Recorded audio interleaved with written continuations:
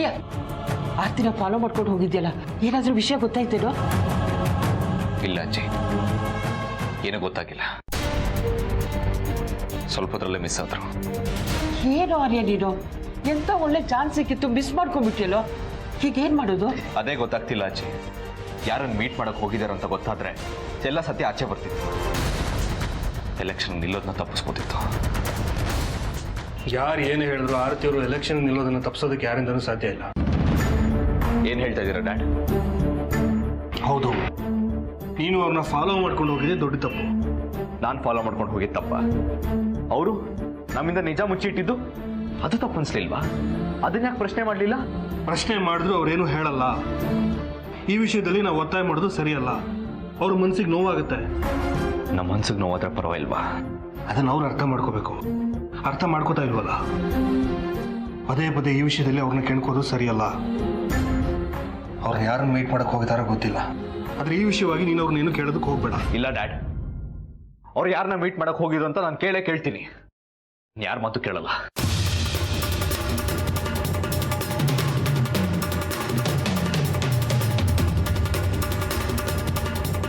ನೋಡಿದ್ರ ಶೋಭಮ್ಮ, ಆರ್ಯ ಎಷ್ಟು ಬೆಳೆದಿದ್ದಾನೆ ಅಂತ? ಸಹಜ ಅಲ್ವಾ ಸೂರ್ಯ? ಅವ್ನು ಹೇಳಿದ್ರಲ್ಲಿ ತಪ್ಪೇನಿದೆ ಹೇಳಿ? ನೀವು ಆರ್ತಿನ ತುಂಬಾ ಪ್ರೀತಿಸ್ತಾ ಇದ್ದೀರಾ, ಅದಕ್ಕೆ ಅವಳನ್ನ ಪ್ರಶ್ನೆ ಮಾಡೋದಕ್ಕೆ ಹಿಂದೆ ಮುಂದೆ ನೋಡ್ತಾ ಇದ್ದೀರಾ. ಆರ್ತಿ ನಿಮ್ಮ ಪ್ರೀತಿನ ಅರ್ಥ ಮಾಡಿಕೊಂಡು ಇರೋ ಸತ್ಯನ ಹೇಳಬೇಕಾಗಿತ್ತು. ಆಗ ಯಾವ ಮನಸ್ತಾಪನೂ ಇರ್ತಿರ್ಲಿಲ್ಲ. ಆದರೆ ಅವಳು ತನ್ನ ಹಠನೇ ಮುಂದುವರಿಸ್ಕೊಂಡು ಮನಸ್ತಾಪಗಳನ್ನ ಜಾಸ್ತಿ ಮಾಡ್ತಾ ಇದ್ದಾಳೆ. ಸೂರ್ಯ ಅವರೇ, ನೀವೇ ಆರ್ತಿನ ಕೇಳಬೇಕು. ಅವಳು ಎಲೆಕ್ಷನ್ಗೆ ಯಾಕೆ ನಿಂತಿದ್ದಾಳೆ ಅನ್ನೋದಕ್ಕಿಂತ ಅವಳು ಯಾರನ್ನ ಮೀಟ್ ಮಾಡಕ್ ಹೋಗಿದ್ಲು ಅಂತ ತಿಳ್ಕೊಳ್ಳೋದು ಮುಖ್ಯ ಆಗುತ್ತೆ. ನೀವು ಈ ಕೆಲಸ ಮಾಡ್ತೀರಾ ಅಂತ ನಾನು ನಂಬ್ಕೊಂಡಿದ್ದೀನಿ.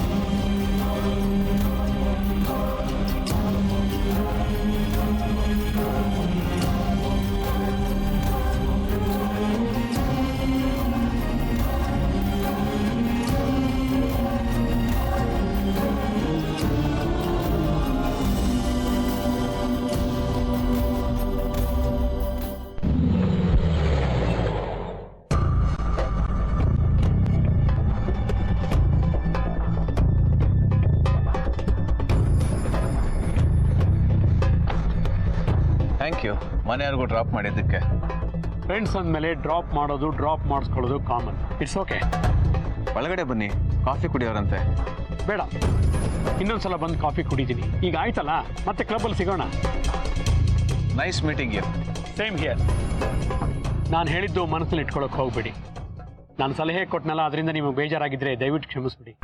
ಖಂಡಿತ ಇಲ್ಲ, ನೀವು ಕೊಟ್ಟಿರೋದು ತುಂಬ ಒಳ್ಳೆ ಸಜೆಷನ್. ನಾನು ಅದ್ರ ಬಗ್ಗೆ ಖಂಡಿತ ಯೋಚನೆ ಮಾಡ್ತೀನಿ. ಓಕೆ, ಪ್ಲೀಸ್ ಬರ್ತೀನಿ. Thank you.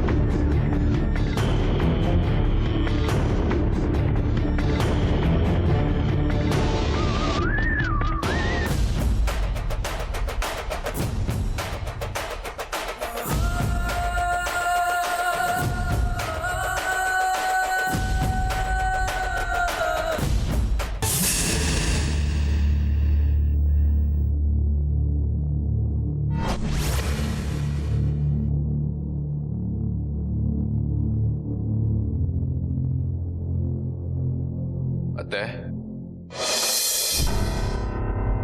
ಯಾಕೆ ನನ್ನ ಇಲ್ಲಿ ಕಟ್ ಹಾಕಿದ್ದೀರಾ ನೀವು? ಬಿಡಿ ನನ್ನ. ಏನ್ ಬೇಕು ನಿಮ್ಗೆಲ್ಲ? ಮಾತಾಡಿ ಯಾರಾದ್ರು. ಯಾಕೆ ಕಟ್ ಹಾಕಿದ್ದೀರಾ ನನ್ನ? ದಯವಿಟ್ಟು ನನ್ನ ಬಿಟ್ಬಿಡಿ. ಏನಾದ್ರೂ ಮಾತಾಡ್ಬಾರ್ದಾ? ಅವ್ರು ಯಾರು ಮಾತಾಡಲ್ಲ.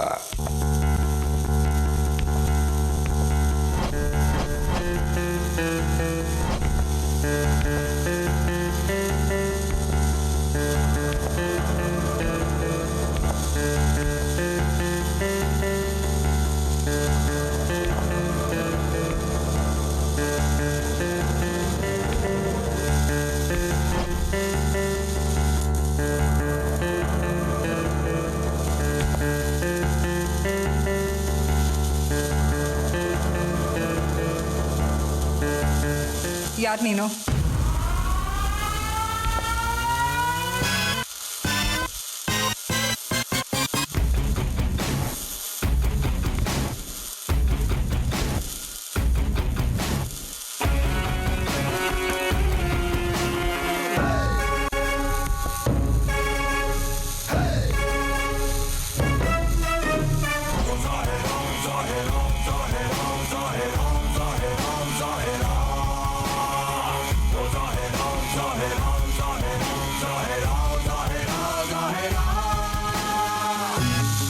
ನೀನು?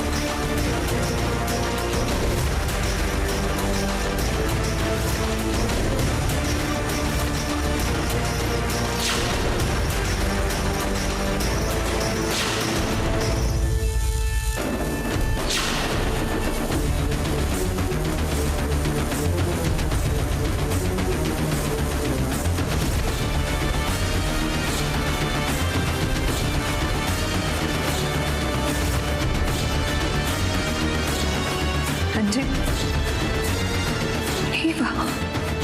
ಎಸ್, ನಾನೇ.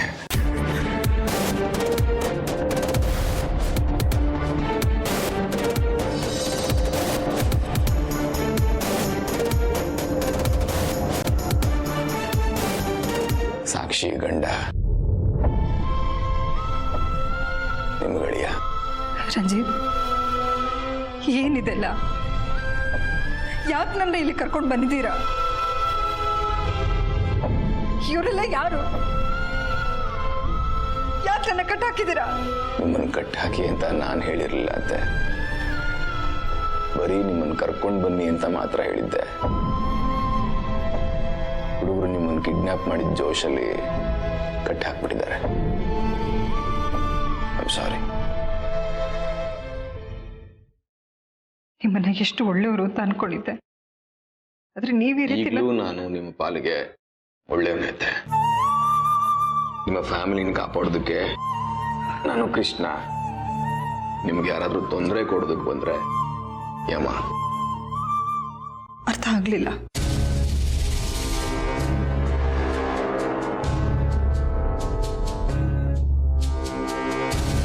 ನಾನು ನಿಮ್ಮನೇಲಿ ಕರ್ಕೊಂಡು ಬಂದಿದ್ದು ತೊಂದರೆ ಕೊಡೋದಕ್ಕಲ್ಲ, ಕಾಪಾಡೋದಕ್ಕೆ.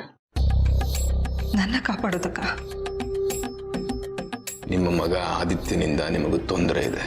ಸುಮ್ಮನೆ ನೀವೇನು ಕಾರಣಗಳು ಕೊಡಬೇಡಿ. ನಿಮ್ಮನ್ನ ಒಳ್ಳೆಯವರು ಅಂತ ಅನ್ಕೊಂಡಿದ್ದೆ, ಆದ್ರೆ ಸಾಕ್ಷಿ ತೀರ್ಕೊಂಡ್ಮೇಲೆ ತುಂಬಾ ಬದಲಾಗ್ಬಿಟ್ಟಿದ್ದೀರಾ ನೀವು. ಕರೆಕ್ಟ್ ಅತ್ತೆ. ನಿಮಗೆ ಕರೆಕ್ಟ್ ಆಗಿದೆ. ತುಂಬಾ ಬದಲಾಗಿದ್ದೀನಿ ನಾನು. ಕಾರಣ ಆದಿತ್ಯ ನಾನು ಪ್ರಾಣಕ್ಕಿಂತ ಹೆಚ್ಚಾಗಿ ಪ್ರೀತಿಸಿದ ನನ್ನ ಸಾಕ್ಷಿನ ಕಿತ್ಕೊಂಡ. ನನ್ನ ತಂಗಿ ಬಾಳನ್ನ ಹಾಳು ಮಾಡ್ದ. ನನ್ನ ಜೀವನದಲ್ಲಿ ಇಷ್ಟೆಲ್ಲ ಬದಲಾವಣೆ ಆದ್ಮೇಲೆ ನಾನು ಬದಲಾಗೋದ್ರಲ್ಲಿ ಯಾವ ಆಶ್ಚರ್ಯನೂ ಇಲ್ಲ ಅಲ್ವಾ ಅತ್ತೆ? ಅಂದ್ರೆ ನೀವು ಆದಿತ್ಯ ಮೇಲೆ ಸೇಡ್ ತೀರ್ಸ್ಕೋಬೇಕು ಅಂತಿದ್ದೀರಾ? ಸೇಡು ಅಂತಾನೋ, ನನಗಾದ ಅನ್ಯಾಯಕ್ಕೆ ನ್ಯಾಯ ಸಿಗಬೇಕು ಅಂತಾನೋ, ಅವನಿಗೆ ಬುದ್ಧಿ ಕಲಿಸ್ಬೇಕು ಅಂತಾನೋ ನನಗೆ ಗೊತ್ತಿಲ್ಲ ಅತ್ತೆ. ಆದರೆ ನನ್ನ ಕಡೆಯಿಂದ ಆದಿತ್ಯನಿಗೆ ಒಂದಲ್ಲ ಒಂದು ದಿವಸ ತೊಂದರೆ ಕಟ್ಟಿಟ್ಟ ಬುತ್ತಿ. ಬೇಡ ರಂಜಿತ್, ಆದಿತ್ಯಂಗೆ ಏನೇ ಹೆಚ್ಚು ಕಡಿಮೆ ಆದರೂ ಜೀವಂತವಾಗಿರೋದು. ನಂಗೆ ಗೊತ್ತು ಅತ್ತೆ, ನಿಮಗೆ ಆದಿತ್ಯ ಅಂದರೆ ಪ್ರಾಣ ಅಂತ. ನಾನು ಆದಿತ್ಯನಿಗೆ ಏನು ಮಾಡದೆ ಹೋದ್ರು ನನ್ನ ಸಾಕ್ಷಿನ ಕೊಂದ ಹಾಗೆ ನನ್ನನ್ನು ಕೊಂದು ಹಾಕ್ಬಿಡ್ತಾನವನು. ಅದು ಪರವಾಗಿಲ್ವಾ? ಛೇ, ನಾನು ಹಾಗೆ ಹೇಳ್ತಾ ಇಲ್ಲ. ನಿಮ್ಮಿಬ್ರಲ್ಲಿ ಯಾರಿಗೆ ನೋವಾದ್ರೂ ನನ್ನ ಕೈ ಸಹಿಸ್ಕೊಳಕ್ಕಾಗಲ್ಲ.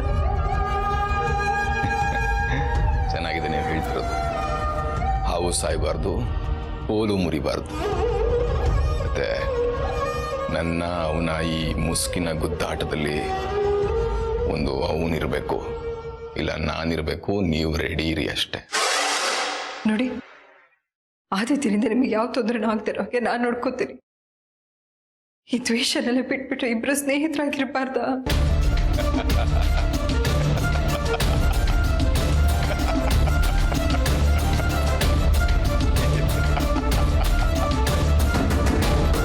ಮೋಸ್ಟ್ಲಿ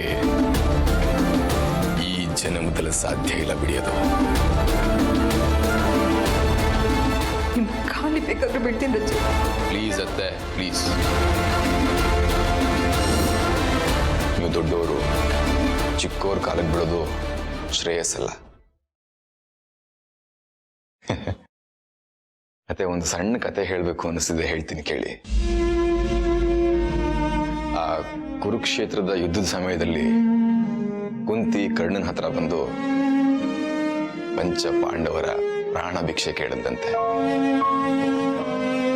ಆಗ ಕರ್ಣ ಹೇಳಿದಂತೆ, ಪಾಂಡವರಲ್ಲಿ ನಾನು ಒಬ್ಬ ಅಲ್ವಾ ಅಂತ. ಅದಕ್ಕೆ ಕುಂತಿ ಏನ್ ಹೇಳ್ಬೇಕು ಅಂತ ಗೊತ್ತಿಲ್ಲದೆ ಭಾರವಾದ ಮನಸ್ಸಿನಿಂದ ಹೌದಪ್ಪ ಅಂದ್ಲಂತೆ. ಅದಕ್ಕೆ ಕರ್ಣ, ಯುದ್ಧದಲ್ಲಿ ನಾನು ಮಾಡಿದ್ರೆ ಪರವಾಗಿಲ್ವಾ ತಾಯಿ ಅಂತ ಕೇಳದ್ನಂತೆ. ಅದಕ್ಕೆ ಕುಂತಿ ಏನ್ ಹೇಳ್ಬೇಕು ಅಂತ ಗೊತ್ತಿಲ್ಲದೆ ಒತ್ತಾಡ್ತಿರೋದನ್ನ ನೋಡಿ ಕರ್ಣ ಹೇಳಿದ್ನಂತೆ, ಪಾಂಡವರು 5 ಜನ ಅಲ್ಲ 6 ಜನ ನನ್ನನ್ನು ಸೇರಿ. ಸರಿ ತಾಯಿ, ನೀನ್ ಕೇಳಿದಾಗೆ ಪಂಚ ಪಾಂಡವರು ಬದುಕಿರ್ತಾರೆ.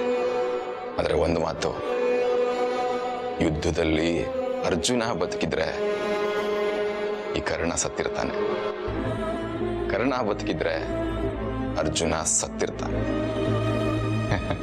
ಹಾಗೆ ಆದಿತ್ಯ ಬದುಕಿದ್ರೆ ಇರಂಜಿತ್ ಸತ್ತಿರ್ತಾನೆ, ಇರಂಜಿತ್ ಬದುಕಿದ್ರೆ ಆದಿತ್ಯ ಖಂಡಿತ ಸತ್ತಿರ್ತಾನೆ. ಇಲ್ಲ ರಂಜಿತ್, ಹಾಗಾಗ್ಬಾರ್ದು. ಹಾಗಾಗಬಾರ್ದು ಅಂದ್ರೆ ನೀವೊಂದು ಕೆಲಸ ಮಾಡಬೇಕು. ಏನ್ ಹೇಳಿ? ನನಗೆ ನೀವಿಬ್ರು ಚೆನ್ನಾಗಿರ್ಬೇಕು ಅಷ್ಟೇ. ಏನ್ ಮಾಡ್ಬೇಕು ಅಂತ ಹೇಳಿ. ನನಗೋಸ್ಕರ ನೀವೇನು ಮಾಡಬೇಡಿ ಅಂತೆ. ನಿಮ್ಮ ಮಗನ ಪ್ರಾಣ ಉಳಿಸ್ಕೊಡೋದಕ್ಕೆ, ನಿಮ್ಮ ಯಜಮಾನರು ಸೂರ್ಯ ಅವ್ರ ಮೇಲೆ ಬಂದಿರೋ ಆರೋಪಗಳು ಸುಳ್ಳು ಅಂತ ಪ್ರೂವ್ ಮಾಡೋದಕ್ಕೆ, ನಿಮ್ಮ ಫ್ಯಾಮಿಲಿ ಮೇಲೆ ಬಿದ್ದಿರೋ ವಿರೋಧಿಗಳ ಕಣ್ಣು ಬೇರೆ ಕಡೆ ಹೊರಡೋದಕ್ಕೆ ನೀವು ಈ ಕೆಲಸ ಮಾಡಲೇಬೇಕು. ಏನ್ ಕೆಲಸ ಹೇಳಿ ರಂಜಿತ್? ನಿಮ್ಮ ಯಜಮಾನರು ಕಳ್ಕೊಂಡಿರೋ ಅಧಿಕಾರನ ನೀವು ಪಡ್ಕೋಬೇಕು. ಅಂದ್ರೆ ನಾನು ಎಲೆಕ್ಷನ್ ನಿಂತ್ಕೋಬೇಕು.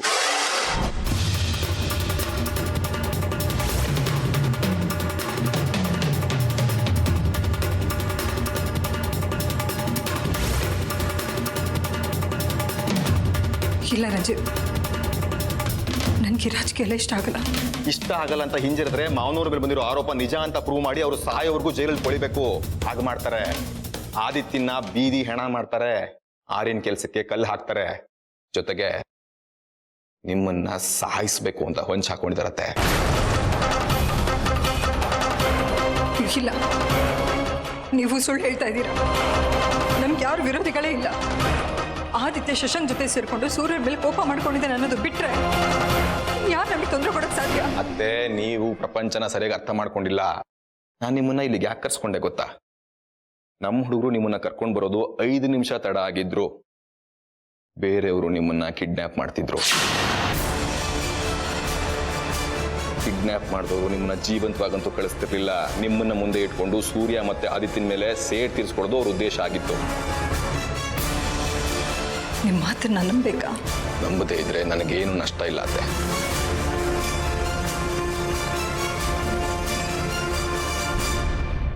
ಸರಿ, ನಿಮ್ಮ ಮಾತನ್ನ ನಂಬ್ತೀನಿ. ಯಾರು ನನ್ನ ಕಿಡ್ನಾಪ್ ಮಾಡ್ಬೇಕು ಅಂತಿದ್ದು? ಚಿದಂಬರಂ.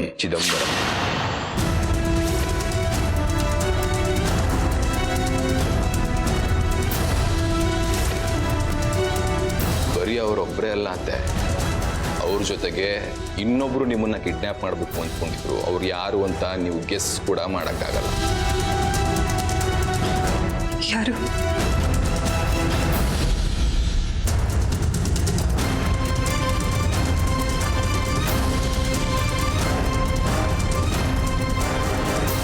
ಶಶಾಂಕ್.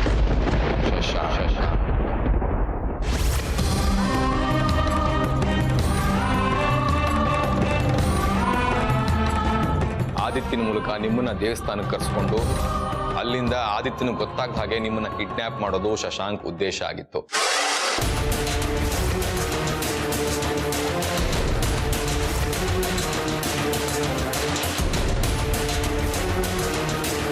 ಚಿದಂಬರಂ ನನ್ನ ಕಿಡ್ನಾಪ್ ಮಾಡೋದಕ್ಕೆ ಕಾರಣ ಮತ್ತದೇ ಹಳೆ ಸೇಡು. ಆದಿತ್ಯ ನಿರೋಷನ್ನ ಮದುವೆ ಆಗಲಿಲ್ಲ, ಕೈ ಕೊಟ್ಟ ಅನ್ನೋ ದ್ವೇಷ. ನಿಮ್ಮನ್ನು ಕಿಡ್ನ್ಯಾಪ್ ಮಾಡಿಸಿ ಆದಿತ್ಯನ ಮುಗಿಸಿ ಮಾವನವ್ರನ್ನ ಪರ್ಮನೆಂಟ್ ಆಗಿ ಜೈಲಿಗೆ ಕಳಿಸೋ ಉದ್ದೇಶ. ಚಿದಂಬರಂ ನನ್ನ ಕಿಡ್ನಾಪ್ ಮಾಡ್ತಾನೆ ಅನ್ನೋದನ್ನ ನಂಬೋದು, ಆದ್ರೆ ಈ ಶಶಾಂಕ್ ಯಾಕೆ ಮಾಡ್ತಾನೆ? ಆಸ್ತಿ, ಅವರ ಆಸ್ತಿ ನಿಮ್ಮ ಹೆಸರಲ್ಲಿದೆ. ನಿಮ್ಮನ್ನು ಕಿಡ್ನ್ಯಾಪ್ ಮಾಡಿ ಹೆದರಿಸಿ ಅವ್ರ ಹೆಸರಿಗೆ ಆಸ್ತಿನ ಬರ್ಸ್ಕೋಬೇಕು, ಜೊತೆಗೆ ಆದಿತ್ಯನ ಪರ್ಮನೆಂಟ್ ಆಗಿ ನಿಮ್ಮಿಂದ ದೂರ ಮಾಡಿ ಅವ್ರ ಜೊತೆ ಇಟ್ಕೋಬೇಕು ಅನ್ನೋ ಉದ್ದೇಶ. ಎಲ್ಲರೂ ಸೇರಿ ಇಷ್ಟೆಲ್ಲ ಪ್ಲಾನ್ ಮಾಡಿದಾರ? ಹೌದು, ಇದು ನಿಮ್ಗೆ ಗೊತ್ತಾಯ್ತು? ಪ್ಲೀಸ್ ಅತ್ತೆ, ಅದನ್ನ ಮಾತ್ರ ಕೇಳಬೇಡಿ. ಒಟ್ಟಲ್ಲಿ ನಿಮಗೆ ತೊಂದರೆ ಆಗೋದಕ್ಕೆ ನಾನು ಬಿಡಲ್ಲ. ಅದಕ್ಕೆ ಹೇಳ್ತಿದ್ದೀನಿ, ನೀವು ಎಲೆಕ್ಷನ್ಗೆ ನಿಲ್ಲಲೇಬೇಕು. ರಂಜಿತ್, ನಾನು ಎಲೆಕ್ಷನ್ ನಿಲ್ಲೋ ಬದಲು ಮತ್ತೆ ಸೂರ್ಯವ್ರನ್ನ ಎಲೆಕ್ಷನ್ ನಿಲ್ಲಿಸ್ಕೊಂಡು ಖಂಡಿತ ಸೋಲ್ತಾರೆ ಮಾವ. ಯಾಕಂದ್ರೆ ಮಾವನ ಪಕ್ಷದವರೇ ಚಿದಂಬರಂ ಜೊತೆ ಸೇರ್ಕೊಂಡು ಮಾವನ್ಗೆ ವಿರೋಧಿಗಳಾಗಿದ್ದಾರೆ. ಸ್ವತಃ CM ಮಾವನವ್ರನ್ನ ದೂರ ಇಡಬೇಕು ಅಂತ ಒಪ್ಕೊಂಡಿದ್ದಾರೆ. ಆದಿತ್ಯನ ರಾಜಕೀಯಕರಿಸಬೇಕು ಅನ್ನೋ ಪ್ಲಾನ್ ಕೂಡ ಚಿದಂಬರಂದು. ಮತ್ತೆ ಆದಿತ್ಯ ಚಿದಂಬರಂಗೂ ನನಗೂ ಯಾವ ಸಂಬಂಧನೂ ಇಲ್ಲ ಅಂತ ಹೇಳ್ತಾ ಇದ್ದ? ಅದೇ ಆ ಚಿದಂಬರಂದು ಪ್ಲಾನ್. ಸ್ವತಃ ಆದಿತ್ಯನಿಗೆ ಇವೆಲ್ಲ ಗೊತ್ತಿಲ್ಲ. ಬೇರೆಯವ್ರ ಮುಖಾಂತರ ಆದಿತ್ಯನಿಗೆ ಬ್ರೈನ್ ವಾಶ್ ಮಾಡಿಸಿ, ಅಷ್ಟೇ ಅಲ್ಲ, ಮಾವನವ್ರ ಮೇಲೆ ಬಂದಿರೋ ಭ್ರಷ್ಟಾಚಾರ, ಕಿಡ್ನಾಪಿಂಗ್ ಕೇಸ್ ಎಲ್ಲ ಚಿದಂಬರಂದೇ ಕುತಂತ್ರ. ಇದೆಲ್ಲ ಅವರೇ ಮಾಡಿಸಿದ್ದು ಅನ್ನೋ ವಿಷಯ ನನಗೆ ಗೊತ್ತಿಲ್ಲ ಅಂತ ಅವ್ರು ಅಂದ್ಕೊಂಡಿದ್ದಾರೆ. ಬಟ್ ನನಗೆಲ್ಲ ವಿಷಯನೂ ಗೊತ್ತಿದೆ. ಚಿದಂಬರಂ ಒಬ್ಬರೇ ಅಲ್ಲ, ಅವ್ರ ಜೊತೆಗೆ ಇನ್ನೊಬ್ರು ಸೇರ್ಕೊಂಡಿದ್ದಾರೆ, ಅರ್ಪಿತಾ ಅಂತ.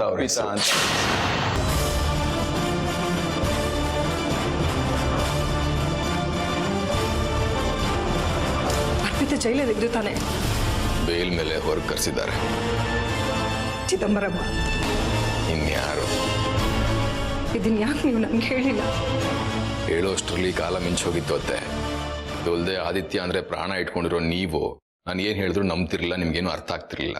ಅದಕ್ಕೆ ಸಾಕ್ಷಿ ಸಮೇತ ಪ್ರೂವ್ ಮಾಡಬೇಕು ಅಂತ ಕಾಯ್ತಾ ಇದ್ದೆ. ಅಷ್ಟರಲ್ಲಿ ನಿಮ್ಮನ್ನ ಕಿಡ್ನಾಪ್ ಮಾಡೋ ಪ್ಲಾನ್ ಮಾಡಿದ್ದಾರೆ ಅಂತ ಗೊತ್ತಾಯ್ತು ನನಗೆ. ಅದಕ್ಕೆ ನಿಮ್ಮನ್ನ ಇಲ್ಲಿ ಕರ್ಸ್ಕೋಬೇಕಾಯ್ತು. ಹಾಗಾದ್ರೆ ನಾನು ಎಲೆಕ್ಷನಲ್ಲಿ ಕಂಟೆಸ್ಟ್ ಮಾಡಲೇಬೇಕಾ? ಅನಿವಾರ್ಯ ಅತ್ತೆ. ನೀವು ನಿಮ್ಮ ಫ್ಯಾಮಿಲಿನ ಉಳಿಸ್ಕೋಬೇಕಾದ್ರೆ ಇದನ್ನ ಬಿಟ್ಟು ಬೇರೆ ದಾರಿನೇ ಇಲ್ಲ. ಸರಿ, ಹಾಗಾದ್ರೆ ನಾನು ಸೂರ್ಯ ಅವ್ರ ಹತ್ರ ಮಾತಾಡ್ತೀನಿ. ಅವ್ರ ಅಭಿಪ್ರಾಯನ ತಿಳ್ಕೊಂಡು ನಿರ್ಧಾರ ಮಾಡ್ತೀನಿ. ಅವಕಾಶ ಇಲ್ಲ, ಅದು ಯಾವುದಕ್ಕೂ ಅವಕಾಶ ಇಲ್ಲ ಅತ್ತೆ. ನೀವು ಎಲೆಕ್ಷನ್ ನಿಲ್ಲೋದ್ರ ಹಿಂದೆ ಇರೋ ಉದ್ದೇಶ, ಕಾರಣ, ನಮ್ಮಿಬ್ಬರ ಮಧ್ಯೆ ಇಲ್ಲಿ ನಡೀತಿರೋ ಮಾತುಕತೆ ಯಾವುದು ಯಾರಿಗೂ ಗೊತ್ತಾಗೋ ಹಾಗಿಲ್ಲ. ಅವ್ರಿಗೆ ನಾನು ತಿಳಿಸ್ದೆ ಎಲೆಕ್ಷನ್ ನಿಲ್ಲೋ ನಿರ್ಧಾರ ನಾನು ಹೇಗೆ ಮಾಡಲಿ ರಂಜಿತ್? ಬೇರೆ ದಾರಿ ಇಲ್ಲ ಅತ್ತೆ. ನೀವು ಈ ವಿಷಯನ ಮಾವನವ್ರಿಗೋ ಆದಿತ್ಯನ್ಗೋ ಆರ್ಯನ್ಗೋ ಹೇಳಿದ್ರೆ ಅವರು ಕೇಳಿಸ್ಕೊಂಡು ಸುಮ್ಮನೆ ಕೂತ್ಕೊಳ್ಳಲ್ಲ. ಬದಲಾಗಿ ಚಿದಂಬರಂ ಶಶಾಂಕ್ ಜೊತೆ ಜಗಳ ಮಾಡ್ತಾರೆ. ಆಗ ಅವ್ರಿಗೆ ಅವ್ರು ಮಾಡಿರೋ ಪ್ಲಾನ್ ಎಲ್ಲ ಇವ್ರಿಗೆ ಗೊತ್ತಾಗಿದೆ ಅಂತ ಎಲ್ಲರನ್ನು ಮುಗಿಸ್ಬೇಕು ಅಂತ ಪ್ಲಾನ್ ಮಾಡ್ತಾರೆ. ಆ ಹೋರಾಟದಲ್ಲಿ ಯಾರಿಗೆ ಏನು ಬೇಕಾದರೂ ಹೆಚ್ಚು ಕಡಿಮೆ ಆಗ್ಬೋದು. ನೋಡಿ, ನಿಮ್ಮ ಫ್ಯಾಮಿಲಿನ ಉಳಿಸ್ಕೋಬೇಕು ಅನ್ನೋ ಹಾಗಿದ್ರೆ ನೀವು ಎಲೆಕ್ಷನ್ಗೆ ನಿಲ್ಲಲೇಬೇಕು. ಎಂತ ಇಕ್ಕಟ್ಟಿಗೆ ನನ್ನ ಸಿಕ್ಕಾಕ್ಸ್ತಾ ಇದ್ದೀರಾ ನೀವು? ನಾನು ಸಿಕ್ಕಾಕ್ಸ್ತಿಲ್ಲ ಅತ್ತೆ. ಇಷ್ಟಕ್ಕೆಲ್ಲ ಕಾರಣ ನಿಮ್ಮ ಮಗ ಆದಿತ್ಯ. ಬಿಡಿ, ಈಗ ಯೋಚನೆ ಮಾಡೋಕ್ಕೆ ಟೈಮ್ ಇಲ್ಲ. ನೀವು ಏನು ಡಿಸೈಡ್ ಮಾಡ್ತೀರಾ ಅಂತ ಬೇಗ ಹೇಳಿ.